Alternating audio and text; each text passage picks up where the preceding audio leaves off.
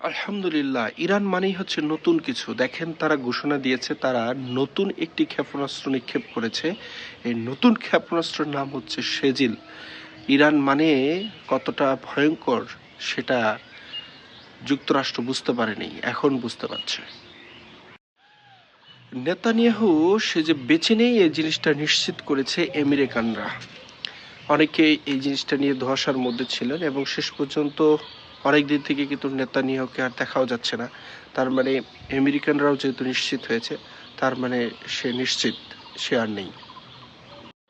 আমেরিকাকে চাপে ফেলার জন্য দেখেন, বিদেশি যে ডলারের আধিপত্য, এই আধিপত্যকে কমিয়ে আনার জন্য ইরান একটি ঘোষণা দিয়েছে যে হরমুজ প্রণালী দিয়ে যদি কোনো জাহাজ চলাচল করে তাহলে অবশ্যই তাদেরকে চাইনিজ মুদ্রায় তেল কিনতে হবে।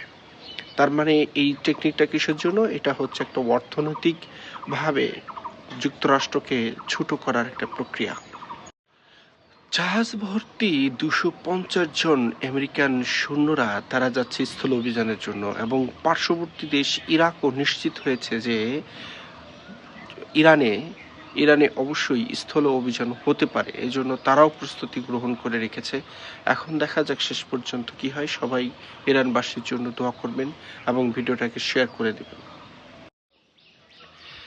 দেখেন, ইরানের এই মুখপাত্র তিনি বলেছেন যে আমেরিকা যদি স্থলসীমা দিয়ে আমাদের আক্রমণ করে তাহলে আমেরিকার একটা সৈন্যকেও আর ফেরত পাঠানো হবে না, এবং তাদেরকে উচিত শিক্ষা এবং উচিত জবাব দেওয়া হবে।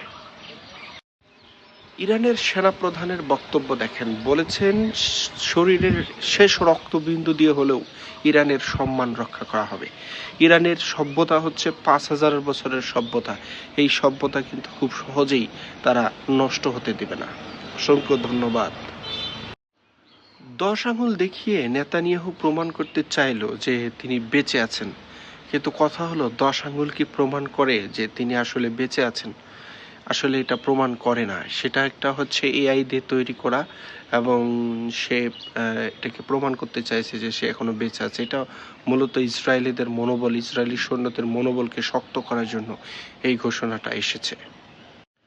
দোহা ও দুবাইয়ের কিছু জায়গা থেকে জনসাধারণকে সরে যেতে বলল ইরান। কেন এই ঘোষণা আসছে এবং ঘোষণাটার বিষয়টা কি? অবশ্যই সেখানে অতর্কিত হামলা করতে পারে ইরান, এই কারণেই এই ঘোষণাটা দিয়েছে।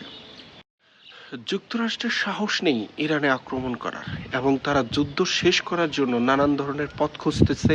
বন্ধু রাষ্ট্রগুলো সহযোগিতা চাচ্ছে, কিন্তু কোনো বন্ধু রাষ্ট্রই এগিয়ে আসতেছে না।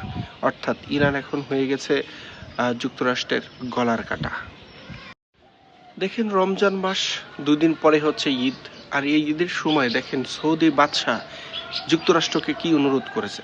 যুক্তরাষ্ট্রকে বলেছে যে তারা যেন ইরানে কন্টিনিউয়াসলি হামলা চালিয়ে যায়। ভাবা যায় কতটা, কি বলবো, আপনারাই বলেন কমেন্টে এবং ভিডিওটা শেয়ার করে দেন। প্রথম দেশ হিসেবে ইরানের পাশে দাঁড়ালো হচ্ছে রাশিয়া, এবং এই রাশিয়া তাদেরকে 13 ধরনের ওষুধ পাঠিয়েছে।